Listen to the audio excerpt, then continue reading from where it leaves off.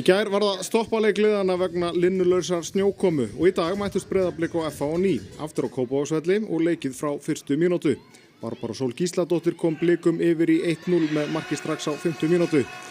Breiðablik var bæði Íslands og bikarmeistari fyrra en FH lenti í öðru sæti í báðum mótum. Hrafnhildur Ása Halldórsdóttir jók forskot Blika í 2-0 á 27. mínútu. Í seinna hálfleik hélt sóknarþungi Blika svo áfram.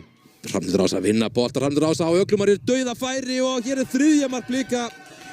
Þetta var allt of auðvelt. 3-0 var staðan orðin en nýja Ræsa Kristófer lagaði stöðu FH-inga þegar hún minnkaði munin í 3-1 11 mínútur fyrir leikslok.